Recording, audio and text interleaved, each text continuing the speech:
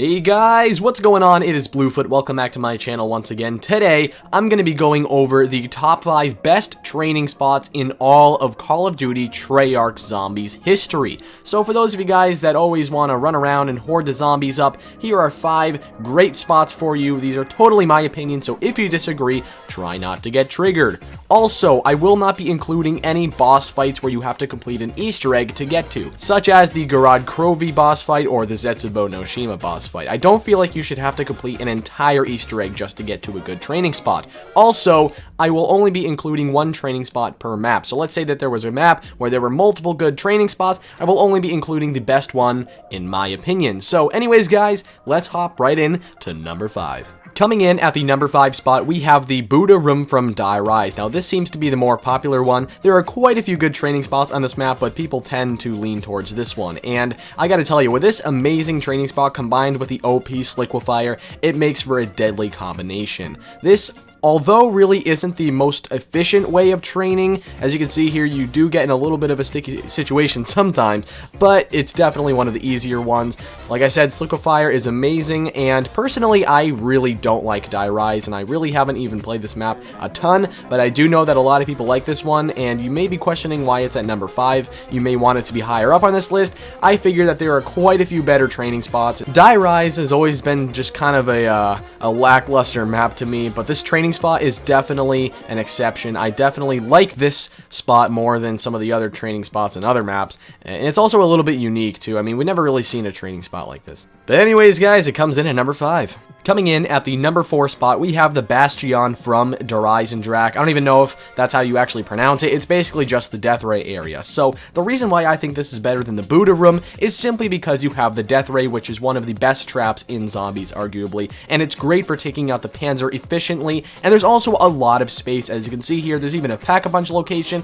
It's in a main central area where everything is around you. There's a Wonder Sphere escape if you need to get out right away. There are so many good training spots on this map. There's the Undercroft, basically where the pyramid is. However, the anti-gravity can kind of throw you off sometimes, and the zombies can sometimes run up in the air and glitch and hit you a bunch, and I don't really like that. And also, there is the courtyard. However, I think that's a little bit more tight, and for beginners and noobs that really aren't great at training yet, it's a little bit more advanced, so I wouldn't really go for that one right away. This one's great for all people. Comes in at number 4. Coming in at number 3 for the best training spots in zombies, guys, it has to be the Kino der Toten stage. Now, as you can see here, I'm playing with 4 people. However, I highly recommend this one solo. And obviously, this is a really nostalgic training spot, and I happen to believe it was the first major training spot. Yes, we had a few decent ones in World at War, but this is the one that really stood out and kind of revolutionized training as we know it today. There are so many things that can help you out in this training spot, like the turret trap, the teleporter, which can bring you directly to Pack-a-Punch and give you like a 30-second break. There's an M16 right around the corner. There's also Jug right there,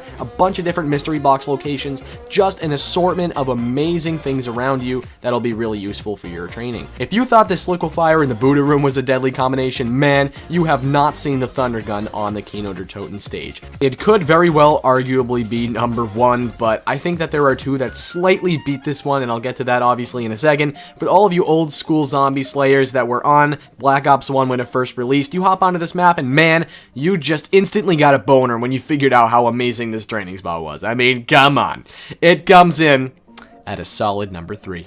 Coming in at number 2, we have the Biodome from Moon. Now, this is actually one of the most underrated training spots of all time. People don't even give Moon a chance, and it kind of upsets me because the Biodome is definitely one of the best of all time. First of all, look at the size of the Biodome. It is literally the size of a map. It is the size of like Shino Numa or maybe like Shangri-La. Probably not the exact same size, but you guys know what I'm getting at here. It is huge. You have so much space to work with, and you also have PhD floppers, so if you have any explosive weapons, you're totally fine. You can get stamina up, move around very easily. You also have the dual wield zap guns and the wave gun, so that's also incredible, as well as QEDs, Gershes. Moon is just an incredible map, I think, and the Biodome is always the go-to place on this map. You also don't have to wear an oxygen mask every single time you go into the section. The only bad thing I must say about this training spot is the excavator will occasionally go off in this area and you have to go and deactivate it, but honestly, it's totally fine to me. I think this is definitely one of, like, I'm so shocked that people don't even realize how good of a training spot the Biodome really is. I think this one is an absolute classic, and so that comes in at number 2. But before we get into that juicy number 1 spot, guys, we do have a few honorable mentions. One of them is going to go to the Revelation spawn room. There's so much to work with here. First of all, you have a Gobblegum machine, which is obviously great. There's quick revive, there's a mystery box location, and there's a lot of space, so you won't find yourself in, you know, too much of a sticky situation. Hopefully, obviously you can't guarantee anything like that, but obviously in Revelations you have the Apothecon Servant as well as the Thunder Gun, so that is obviously amazing as well. You do have the laser beam trap thingy. I don't really know how you want to, you know, go about calling that thing, but yeah, there's also that. So although I really didn't think it belonged on this list, this is definitely the spot that I tend to go to on Revelations, and I'm sure it's one of the ones that you guys tend to go to. And the other honorable mention, or there's actually 2, but one of them is going to go to the Shadows of Evil Rift area. The number one thing about this area is that there is a ton of space. I mean, you have the whole ritual area, you have that little area where the train is. I don't even know what you want to call that area. There's a nice trap in between, so if you want to swap back and forth, set the trap, kill all the zombies that are following you. There's a mystery box location, Pack-a-Punch is right there, and also you do have a Gobblegum machine. Now, the number one thing that really kind of turns me away from this training spot is the wall run to get from one side to the other. I always found it kind of greasy because there'd always be that one zombie that'd be running at a really inconvenient time when you're being chased by a Margwa or something. You'd run across, get knocked off, and instantly die into the rift, which was just a huge pain in the ass, so that's why it didn't come onto the list. And also, we have one more honorable mention, which goes to the Call of the Dead Lighthouse area. So this area is good because you do have a pretty good amount of space, but you do sometimes get in close-quartered situations. You do have the Scavenger plus PhD, which is obviously a great combination, but on Call of the Dead, as you guys know, George Romero is a giant cunt, so he's going to be chasing you around a lot. But what's great about this training spot is that there is a giant pool full of cold water that will soothe his anger every time you piss him off because, well, that shit just happens. So I think that this is a great training spot. It's probably one of the only good ones on Call of the Dead, to be honest. And so with that out of the way, guys, let's get into the number 1 spot. The best training spot in all of Zombies, guys, in my opinion, it's gotta go to the Ascension Lunar Lander. Now, there are actually 3 Lunar Landers on Ascension. The other 2 for training, I don't really think it's much of an option. You're gonna want to go for this one. Now, what sets this one apart from every other training spot in Zombies? What makes this one better?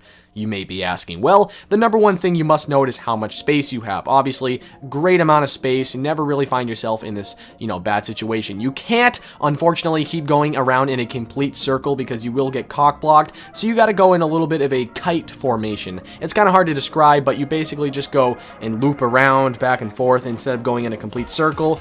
Really hard to describe, but anyways, so you got that nice little strategy, and with the Thunder Gun and Jug is all you really need, you will be able to get yourself to round 50 no problem. Ascension is definitely one of the easiest maps of all time. You do have PhD, which is right next to you, and with that being said, you can dive off of the staircase and completely obliterate all zombies on those early rounds, which is great. You have an easy escape route for 250 points. You can launch yourself back to spawn, and you will be good to go. The Ray Gun and the Mustang Sally, again, great because you have PhD. Those monkeys are a huge pain in the ass, but that has nothing to do with this training area, really. It's just a really well-rounded training area, and I always find myself being able to get to round 50 no freaking problem on this map because of this. That is going to wrap up the video, however, guys. If you want to leave a like, that'd be greatly appreciated and show your support. Also, subscribe if you're new here. That would be amazing as well. I'll be doing a lot more top 5s, and I'm sure a lot of you guys disagreed with some of the spots on this list. I get it. It's totally personal opinion. Nobody is going to agree on every single training spot. This just comes from my own personal experience as well